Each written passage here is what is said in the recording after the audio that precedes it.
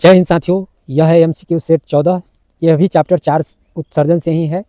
तो अब इसमें मैं आपको बताया हूँ पिछले वीडियो में, हर 2 पेज से मैं 40 प्रश्न वस्तुनिष्ठ प्रश्न तैयार करता हूँ। फिर उसके बाद नेक्स्ट पेज का मैं अगले सेट में उसका चर्चा करता हूँ।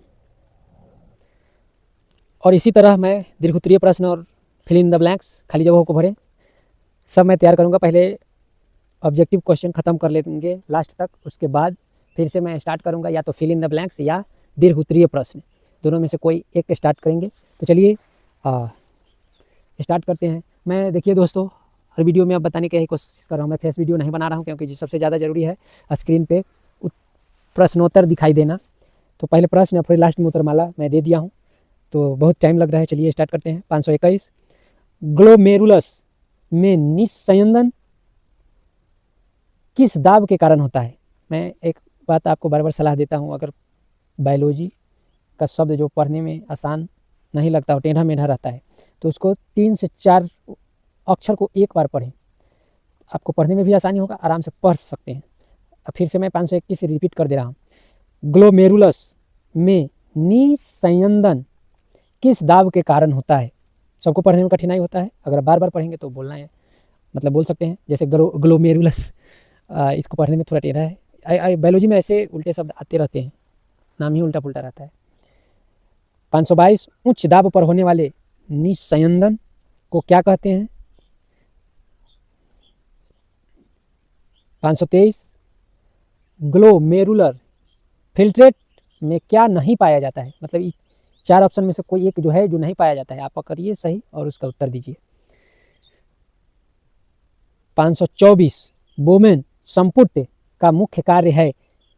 ध्यान रहे, ये ब्रैकेट में आपको जैसे बोमेन कैप्सूल लिखा हुआ है, ये मैं सहायक के लिए मैं दे दिया हूँ, मतलब समझने के लिए।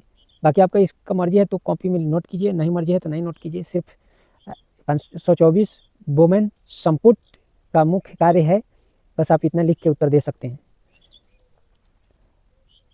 अब अगला 525, चयनात्मक पुनः अवशोषण होता है।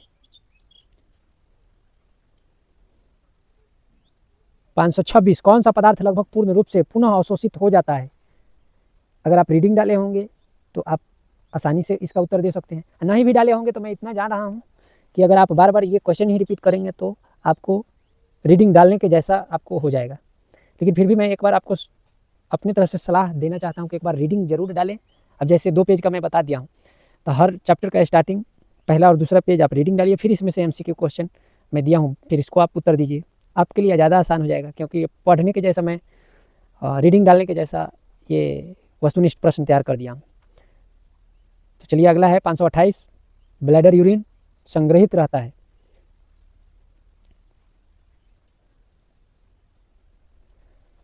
529, मूत्र का पीला रंग किस वर्णक के कारण होता है?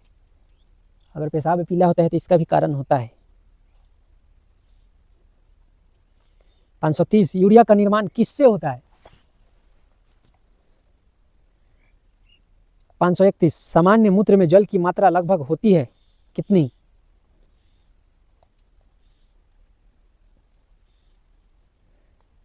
532, मूत्र में ठोस पदार्थ का प्रतिशत लगभग होता है। अगर जब आपको उसका पिछले वाला प्रश्न का उत्तर मालूम होगा तो इसका भी आपको मालूम होगा। सही विकल्प चुनें और उत्तर दें। 533, हीमोडायलिसिस की आवश्यकता होती है।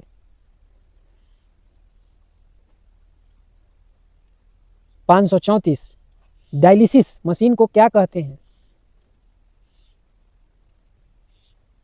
535, डायलाइजर में प्रयुक्त झिल्ली होती है। 536, डायलिसिस में अपशिष्ट पदार्थ किस क्रिया से बाहर जाते हैं?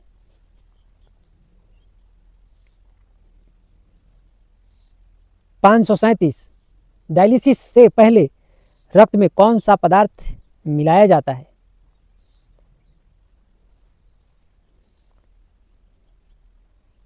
538, डायलिसिस के बाद शुद्ध रक्त शरीर में लौटता है।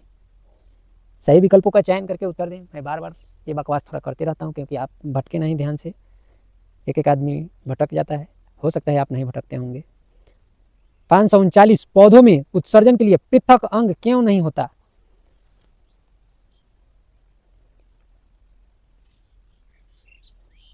पाँच सौ 40 पौधों में गैसीय अपशिष्ट का निष्कासन होता है।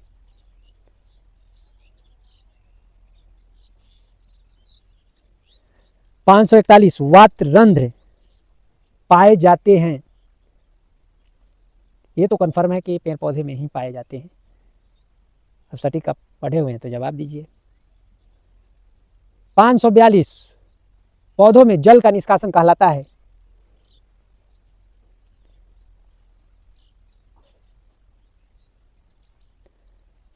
543 हार्टवुड में जमा रहते हैं।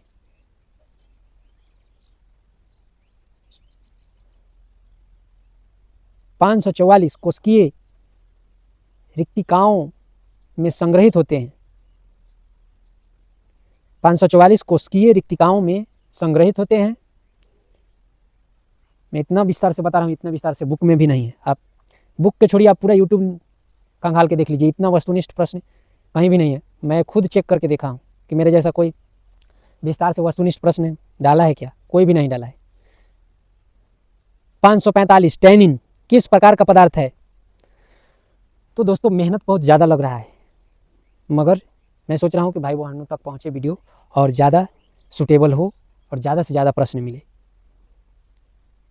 546 रेजिन पाया जाता है।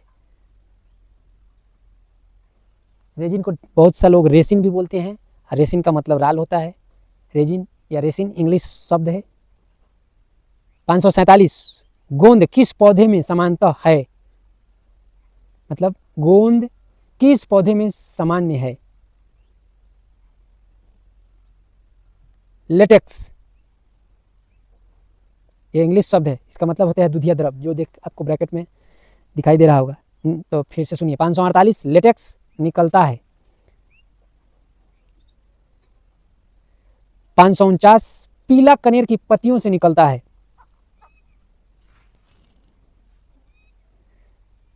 550 जलीय पौधे अपशिष्ट निकालते हैं।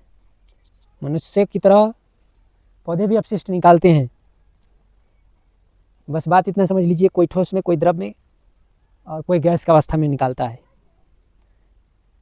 551 स्थलीय पौधे अपशिष्ट बाहर निकालते हैं। 552 मानव मूत्र में मुख्य नाइट्रोजन युक्त अपशिष्ट है।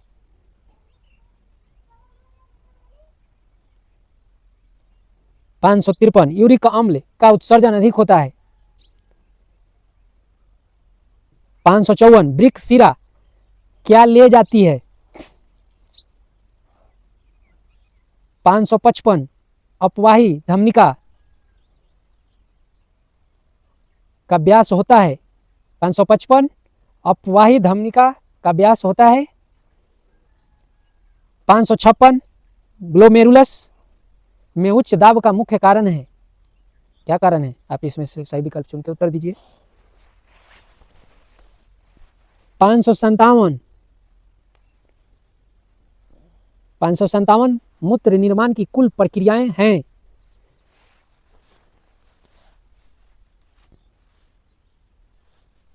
558 निस्यंदन की पहली अवस्था होती है।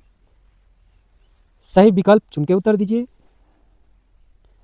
559 पौधों में पत्तियों का गिरना सहायक है। क्या सहायक है? सही विकल्प चुने। 560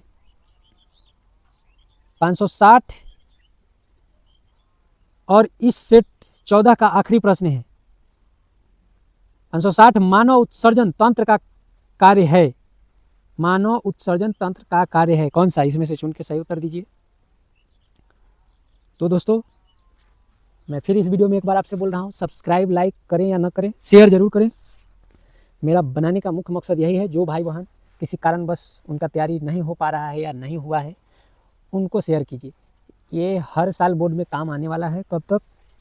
जब तक सिलेबस चेंज नहीं होता। तो अब ज़्यादा क्या कहना, आप खुद समझ गए होंगे। फिर भी सब्सक्राइब करने में पैसा नहीं लग रहा है। सब्सक्राइब करना चाहें तो कर सकते हैं। हाँ, मेरा कहने का मतलब है शेयर ज़रूर करें। चलिए लास्ट में मैं उत्तरमाला दे दे रहा हूँ, मिलान कर लीजिए। तो धन्यवाद।